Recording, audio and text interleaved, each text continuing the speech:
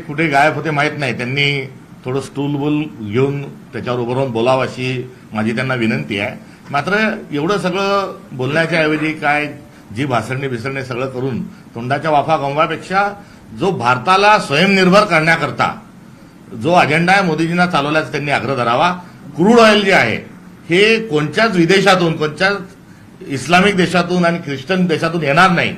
याची काय व्यवस्था प्रबंध करता येईल असं नॉन बायोलॉजिकल नरेंद्र मोदींकडे त्यांनी तशा प्रकारचा आग्रह धरावा. जे वैद्यकीय क्षेत्रातले जे संशोधन आहेत जे भारतीय नाहीत त्याचे उपचार त्यांनी नाकारावे. असं जर त्यांनी केलं तर जास्ती चांगलं होईल. ज्येष्ठ मंत्री ते म्हणतात की खरं तर 2029च्या निवडणुकीमध्ये भाजप आपल्यासोबत काय करेल हे माहीत नाही, त्यामुळे स्वबळाची निवडणूक 2029ची लढावी अशा पद्धतीचा नारा त्यांनी त्यांच्या पक्षाच्या मीटिंगमध्ये दिलेला असल्याचं पाहिजे. फुलय हे भारतीय जनता पक्ष हा चेटकीन आहे.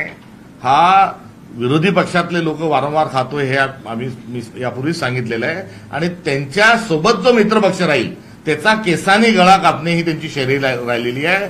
त्यांनी साक्षात हिंदू हृदय सम्राट बाळासाहेब ठाकरेजींना त्यांनी त्यांच्यासोबत कशा पद्धतीचं त्यांच्या पक्षासोबत काय केलं हे आपल्यासोबत आहे. शरद पवार साहेबांसारख्या लोकनेत्यांच्या संदर्भात हे आपल्या वस्तुस्थिती आपल्यासोबत आहे. त्यामुळे त्यांच्या जवळच्यांना पहिले ते खातात आणि भारतीय जनता पक्ष अशी चटकी नाही म्हटल्यास चुकीचं ठरणार नाही. थँक्यू. देखो नीट एग्जाम जो है वो नीट एग्जाम का जो पेपर लीक हुआ है वो पहली बार नहीं हुआ है. इसके पहले 70 बार हो चुका है, 71वीं बार इस बार हुआ है.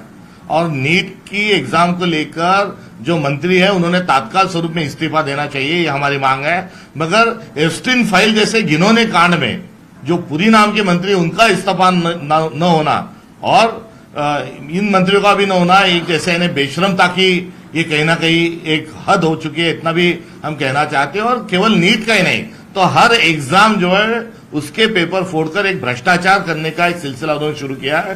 जो सरकार वोट चोरी के माध्यम से सत्ता में आती है वो इस प्रकार से सभी चोरियों को बढ़ावा देती है.